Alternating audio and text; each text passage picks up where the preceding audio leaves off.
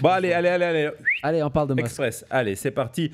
On part on va partir sur Elon Musk, sur le flop du Cybertruck, son nouveau véhicule, vous le connaissez, malgré ou à cause de cette présentation justement à la Maison-Blanche, l'effet Trump sur les ventes de Tesla, c'est assez quelque chose. Et vous savez quoi? Pour commencer ce dossier, Thomas, on va partir du côté du Québec. Parce qu'il y a des nouvelles des ventes des Cybertrucks au Québec et les Québécois font leur devoir de vaguelette, leur devoir de David le Castor. Bravo, en nous expliquant que le Québec tourne massivement le dos à Tesla. Ça veut dire quoi? Bravo. Attention la chute.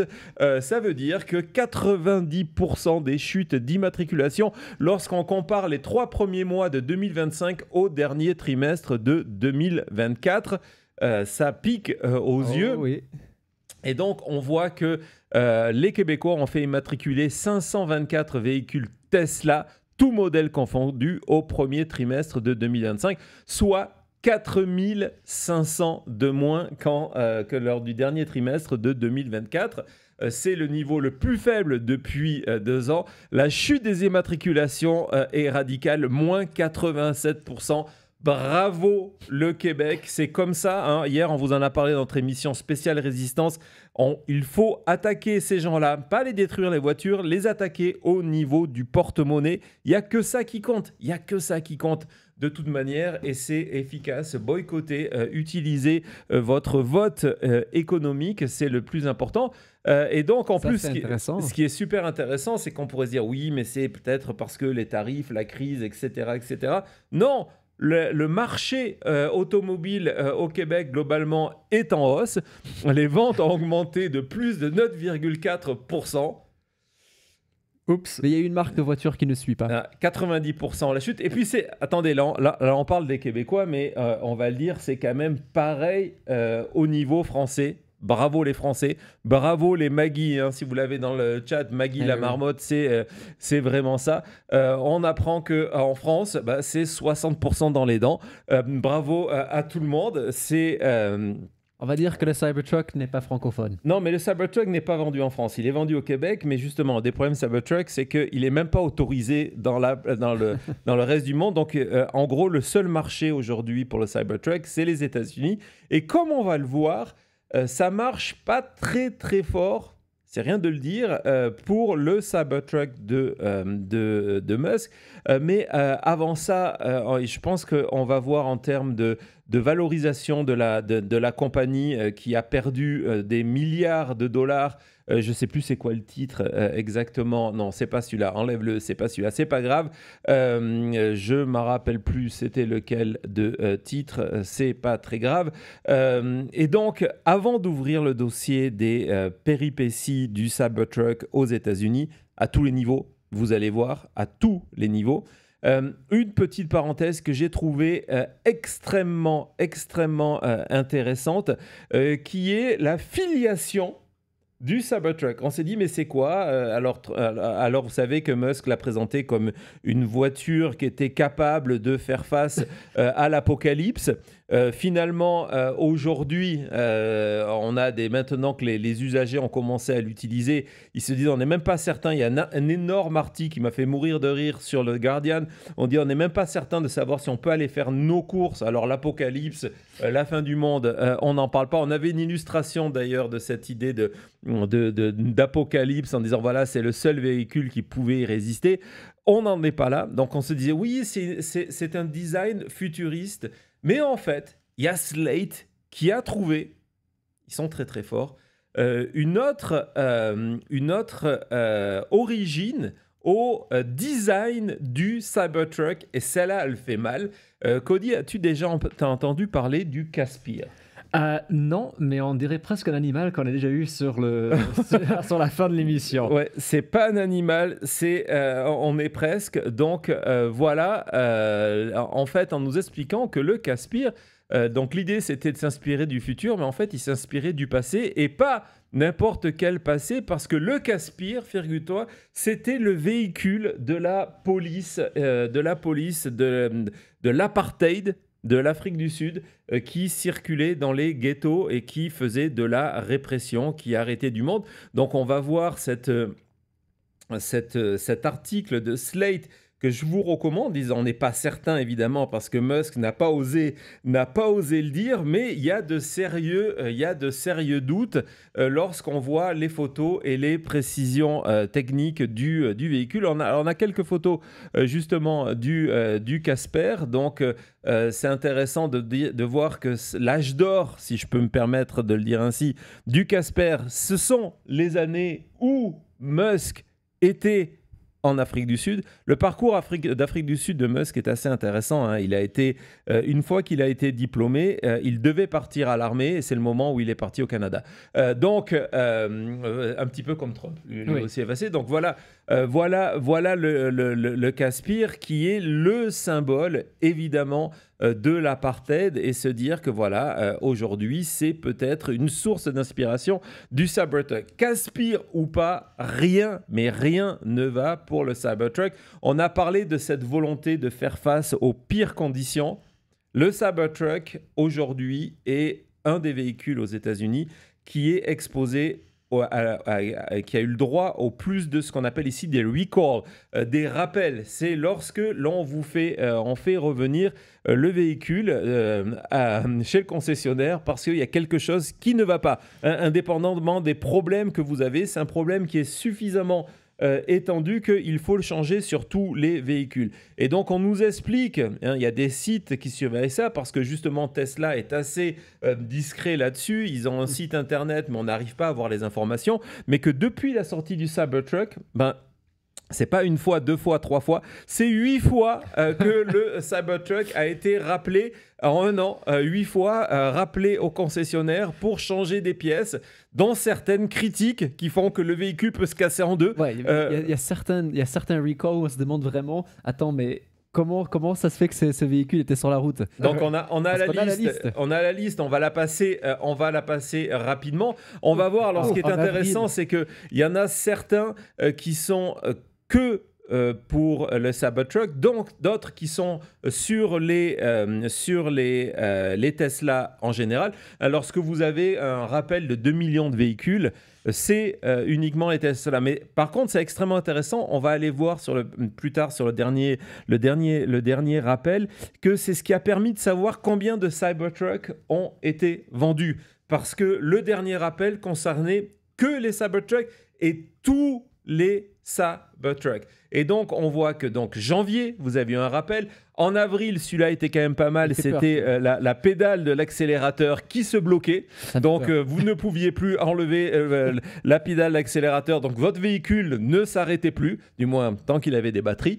En tout cas, il ne s'arrêterait pas. On a eu l'essuie-glace qui ne fonctionnait pas. C'est un petit peu dommage parce qu'on imagine les scènes apocalyptiques comme l'illustration tout à l'heure où tu as besoin parce que ça brûle de partout, il pleut.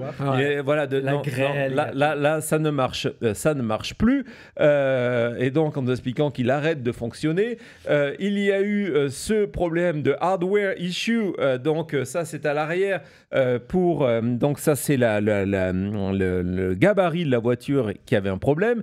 On continue. Mais comment c'est tout? C'est vraiment, tu prends n'importe quelle partie de cette voiture, elle ne fonctionne pas. Regarde, et là, c'est pas mal de noms parce que c'est à la fin de l'année. Ouais. Et à la fin de l'année, t'as passé plus de temps chez le concessionnaire Tesla qu'avec ta famille pour les fêtes de Noël. Oui, parce que une fois par mois, on t'appelle, revenez avec le camion s'il vous plaît. Ouais. On le voit on a un voisin qui en a un, et il le gare dehors, mais toutes les 3 semaines, il est pas là, et il y a une voiture, il y a une Tesla qui est toujours une nouvelle, qui a le truc dealership dessus, qui montre que l'autre, en fait, elle est au concessionnaire en train de se faire réparer. Donc voilà, octobre, novembre, décembre, bon, on a fini l'année, on est tranquille. Non, boum au mois de mars. Et là c'était vraiment un énorme problème parce qu'il y avait une partie de la voiture qui pouvait tomber toute seule sur la route pendant que vous étiez en train de conduire. Et donc, ils ont été obligés de rappeler tous les Cybertruck. Et ce qui nous a permis de voir qu'il y avait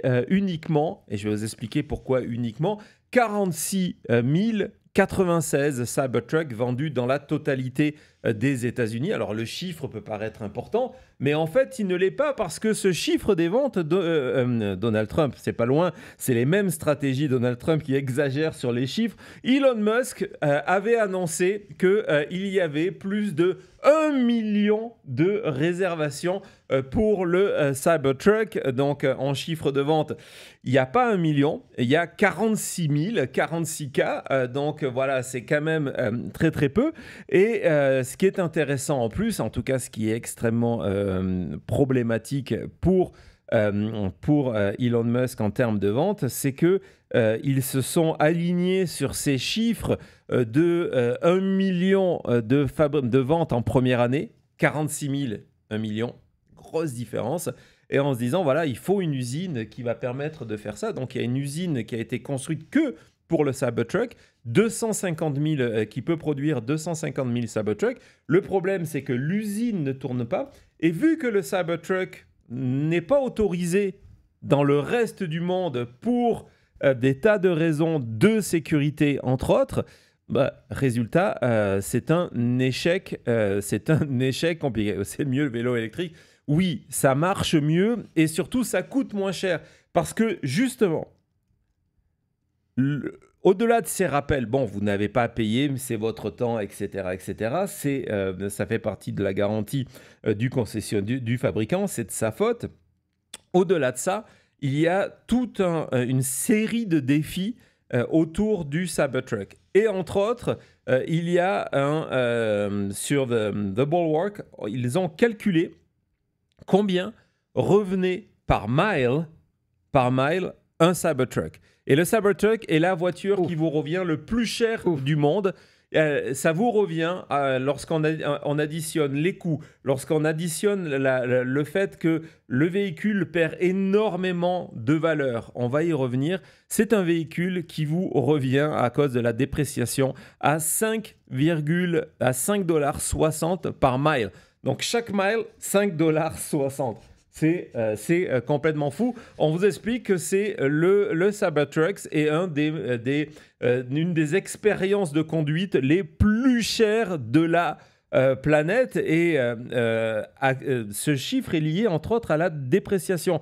Parce que justement, les propriétaires de Cybertruck ont eu une mauvaise surprise. C'est lorsque ils veulent revendre. Ils en ont marre de rapporter la voiture tous les mois concessionnaire. Ils veulent revendre et là, ça pique aux yeux. Avant de rentrer dans cet article, on va voir les tweets. Le premier tweet, c'était au tout début et c'est ce qui a inquiété la communauté. Donc, c'est quelqu'un qui est passé par une app qui est extrêmement populaire aux États-Unis pour savoir, pour vous racheter sans discuter le prix votre véhicule. Et donc là, 50% de moins. Ça, c'était le 7 avril et il a hésité. Dans un an. Ouais. Il a hésité. Et regardez, quand il est revenu un peu plus tard, l'offre avait chuté d'encore $2 000. Elle avait déjà baissé. C'est le même jour, ça, en plus. C'est le même jour. Hein. Dans la même journée, on est passé... Donc, on est passé... on en est là, mais au-delà de la plaisanterie, on va regarder ce que ça donne. Si Thomas, tu peux continuer dans l'article que tu étais en train de montrer. Parce que là... c'est complètement fou. On se rend compte que le Cybertruck, le prix est de passer de 168 000 à 84 000. C'est un déclin de 50%. Déjà 168 000 pour acheter le Cybertruck. Et le gars qui avait l'offre à 50 000, voilà. tu l'achètes pour 170 000. Non, ça c'était pour le modèle le moins cher. Et ce qui est intéressant, vas-y, continue Thomas dans l'autre. On se rend compte que au niveau des véhicules équivalents, donc ce qu'on appelle aux États-Unis les pick-up trucks, il y a en général une dépréciation de 23%. Le Cybertruck, c'est 50%. Donc, on est vraiment... Non, il n'y a pas de contrôle technique, ça c'est sûr. On est vraiment dans des difficultés majeures. Et ces difficultés majeures fait que aujourd'hui, les concessionnaires Cybertruck ne... Magnifique, ça, l'illustration. Les concessionnaires Cybertruck ne vous reprennent même pas votre truck. C'est aujourd'hui une difficulté. Lorsque vous allez chez le concessionnaire en disant « Bon, j'ai changé d'avis, je voudrais acheter un autre véhicule, faire ce qu'on appelle un trade-in ». Je pense qu'on a l'info, Thomas. Les concessionnaires ne reprennent pas le véhicule. Il n'y a pas de reprise. Voilà, c'était là. Et donc, ça arrive tout de suite. C'est pas très grave. Pourquoi? Parce que, en fait, le problème, c'est que ils ne reprennent pas pour revendre d'occasion parce que ils n'arrivent pas à vendre les neufs. Donc, il y en a tellement chez le concessionnaire qui disent non, on ne va pas en prendre plus, on en a suffisamment. Donc, les Tesla, ce qu'ils font de temps en temps, et évidemment les propriétaires, les premiers acheteurs du Cybertruck qui ont mis certains jusqu'à 150 000 $ pour avoir ce véhicule, et toutes les semaines, ils voient le prix du véhicule descendre, qui maintenant est autour de 70 000 $ neuf. Vous avez un véhicule ancien que vous avez acheté 6 mois plus tôt. Hein. Quand je parle d'ancien, c'est ça. 6 mois plus tôt, vous l'avez acheté le double. Et en neuf, il coûte la moitié du vôtre. Donc, c'est devenu invendable. Et c'est invendable d'occasion, mais c'est aussi invendable en prix du neuf. Et aujourd'hui, on estime que l'inventaire des... très, très bon. Allez, hop, sticker, Cody, tu t'en occupes. Cybertruck, c'est très très bon. Et on estime que l'inventaire des Cybertruck, c'est un trou de 800 millions de $, 10 000 exemplaires neufs invendus pour Tesla. Et c'est un trou de 800 millions de $, dans leur comptabilité. Et en fait, la conclusion de ça, c'est de dire, de toute façon, le problème, c'est que on ne peut pas, la manière dont il a été fait, on ne peut pas le vendre à l'étranger.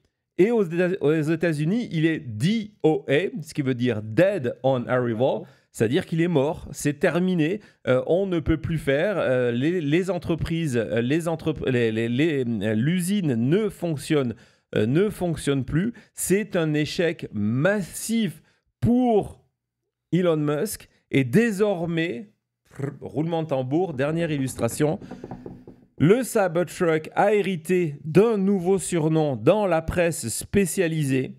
On l'appelle le Titanic, en disant que voilà, c'est terminé, il a coulé, voilà, c'est le Titanic. C'est le Titanic des voitures. Donc voilà, encore une fois, bravo à tout le monde qui n'achète pas Tesla, qui n'achète plus Tesla et qui, aux États-Unis, n'achète plus le Cybertruck de peur de se faire tirer dessus par son voisin. Allez, à tout de suite.